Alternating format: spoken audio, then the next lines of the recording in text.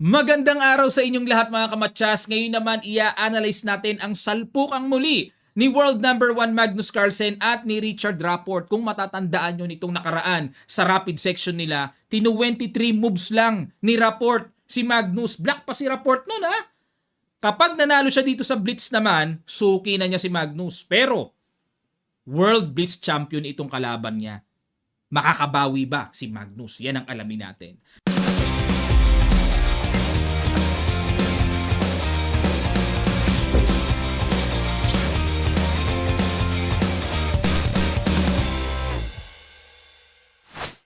Ang ginawa, nag-D4, D5 si Rapport, C4, C6 slab defense, Knight F3, Knight F6, G3 fianchetto system, nagparamdam ng makunat na variation, E6, Queen B3, inatake kagad ang B7, sinalubong naman ni Rapport at nag-Knight C3, develop Bishop E7.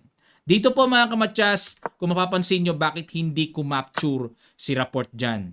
Bagamat may double pawn pero makapagbibigay kasi ng magandang future sa tore. Ang daming magagawa niyan sa A-file. Mape-pressure ang black dyan. Kaya sapat na kapalit yan ng magagawang double pawn. Okay? Kaya dito ang ginawa, nag-Bishop E7, C5, pinuwersa na. Capture na, puwersa nga. Kasi po kung aatras lang dito, lalabas lang ng lalabas ang pyesa ng puti, magkakatempo-tempo lang eh. 'Di ba? O Queen C8, nako maiipit yan, tapos may Knight E5 mamaya, maiipit ang black diyan. Kaya nag-decide na dito si Rapport, capturein na niya at nag-castle B4. Ayan, para maka B5, pero nag-Knight FD7 dito. Babasag sa sentro at yan ang novelty. Dahil sa old line, A6 na ang ginawa dito. Okay?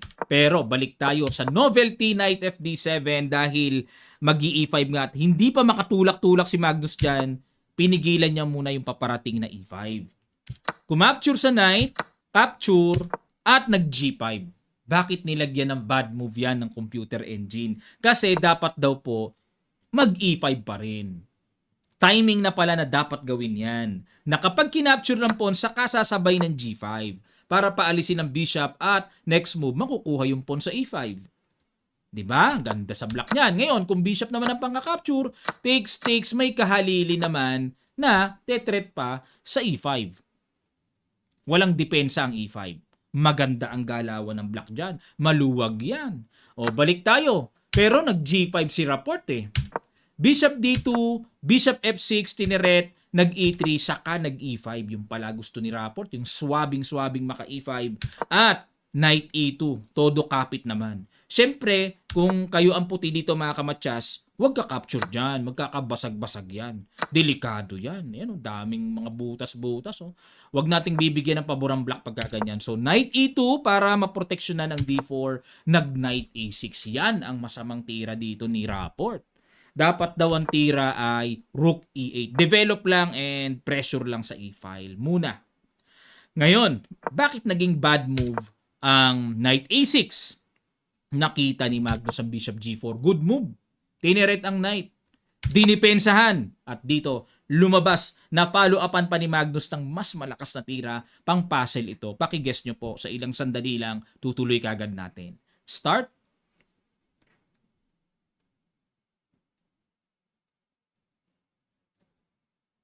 Maraming salamat sa inyong mga effort. Congrats sa nakakita ng B5 sacrifice. Napakagandang tira. At hindi nakayanan na ni Rapport. Nag-desperate sacrifice na siya. Knight A takes C5. Ngayon ang tanong, bakit hindi kinapture? Ano ba laman niyang sacrifice na yan? May C6 kasi. May tempo threat sa Knight eh. Pag kinapture, syempre babagsak ang Knight sa A6. Pag umiwas lang ang Knight, capture sa B7, nakahang ang tore, hang din ang Knight sa A6. Bagsakan ang pyesa. Terrible ang mangyayari dito sa black. Kaya, pag B5, pero ang tira ng computer, balik lang magtiyaga lang. Pero ewan ko ba, bakit desperate move itong si Rapport? Takes, Knight D3, check muna King F1 and kumapture sa C6. At nag B4. Nasa isip niya, pinagsasacrificean ko nga yan. Black ako nung rapid eh. Sacrificean ko ulit ito. Baka yan ang kahinaan ni Magnus. Inulit ni Rapport yung mga ganyang style, ano. Nag-rock a B8, gustong pabagsakin, at nag-bishop F5 to attack the knight. Nag-E4. Okay, simpleng takip, pero dapat matalas ang mata. May sniper. At nag-knight D4, binarahan. Knight takes B4.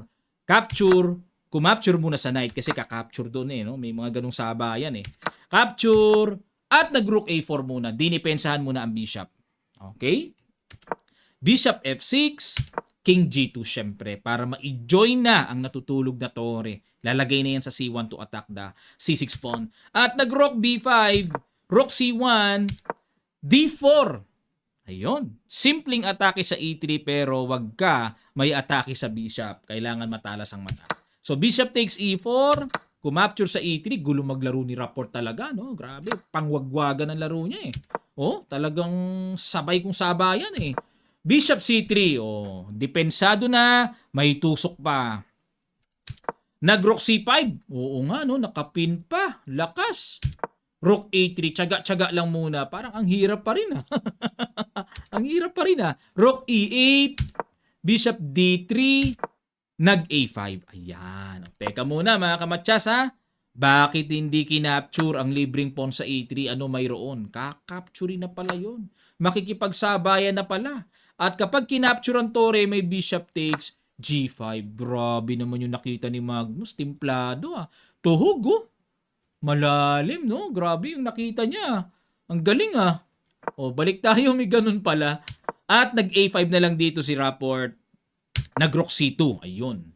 Dahil sa pagkailang, sa nakakailang na posisyon na ito, nag-blunderation si Magnus at halos bumalik sa pagka-equal evaluation bar. Dapat daw po ang tira ay King F2. Simplihan lang ng suporta ang E3. Solve na. Parang ang dali lang eh, no? Parang walang problema. Kaso, pag nasa actual game ka kasi may pressure, eh, talagang, kumbaga, minsan, mahirap makita yung mga ganyang simpleng tira. May pressure eh. May gumugulo sa isip eh. O ngayon, balik tayo sa ginawa ni Magnus na blunderacious move. Talagang kinapture na talaga ni Rapport yan. Nag-bishop takes F6, sumabay, at kinapture with check. Capture,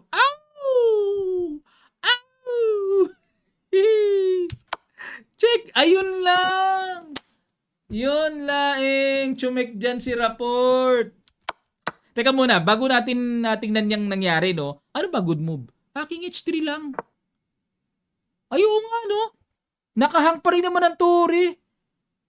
Oh, kapag umalis ang tore, ang pinakabalak talaga dito, yung ka-capture doon sa H7, check, tapos makukuha yung rook sa E3. Yan ang pinakabalak talaga ng King H3. Oo nga, no? O pero equal pa rin ang gagawin H6 lang. Grabe namang chess talaga. Grabing chess. Pag nag-rook B3, threatening matcha sa ilalim, magro-rook CE2. Para may pangharang doon. Pag kumain dyan, capture din. Equal-equal pero parang delikado ang puti dito. Pag nawala yung tore, kasi may dalawang pass pawns eh. Mahirap yan, baka ma-promote yan. Okay, balik tayo. Yun lang pala tira. Pero kinapture ni Magnus, ay losing, masusuki na. Kaso nag-check eh. Yun laing, dapat daw ang tira capture lang. Simpleng capture lang. O, talo na naman si Magnus sana. Oh. Ubus na naman. Kaso chumik eh. Chumik? King H3 capture. Takes. Ubus tayo. Grabe. Bumigay pa si Rapport. Pag bishop dito, bagsak ang A5. Resign si Rapport. Sayang naman, oh. Pero kung ito nagawa, mga kamatsas, tingnan nyo ha, yung dito, kung ito nagawa, wala iyak si Magnus dito. Kasi pass pawn yan eh, napakahirap niyan. Hindi kakayanin ng dalawang bishop yan. Hindi kakayanin eh. Anong gagawin dito? Halimbawa, mag-bishop E4, C5 eh. Dalawa problema ng puti. Paano aawatin yan? Isa ang tatawid at makakapromote talaga dyan pagka ganyan. Kaya losing ang puti dyan eh. Ayun mga kamatsas, nakabawi si Magnus pero parang daplis lang ah. Ang ganda ng ina-apply ni Rapport kay Magnus, no? So nakakakita tayo ng another weak point kay Magnus na ganyan pala, pabalagbag pala dapat ang gawin. May posibilidad na mag-collapse siya sa mga ganyan.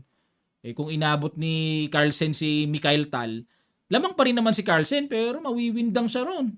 Si Tal ang talagang sanay bumalagbag ng mga pasabog-sabog. Galing ah. Okay mga kamatsas, mayroon pa tayong isang i-analyze at doon ko na lang po ipapakita sa inyo ang kanilang standing sa Blitz ranking naman. Okay? Maraming salamat po mga kamatsas. Sana po natuto kayo at muli po naglalambing sa mga hindi pa nakakapag-subscribe sa channel na ito. Click nyo na ang subscribe button and also our notification bell all para lahat ng ating mga ina-upload na videos ay mag-notify sa inyo. Ganun din po ang ating Facebook page. Araw-araw tayo nag-a-upload sa mga interesting games ko. Ayan, sa Rapid. At meron tayong mga endgame tutorials and opening tutorials doon. So, paki-follow nyo na. Maraming salamat mga kamatsas. Kita-kit sa mga susunod pang chess updates.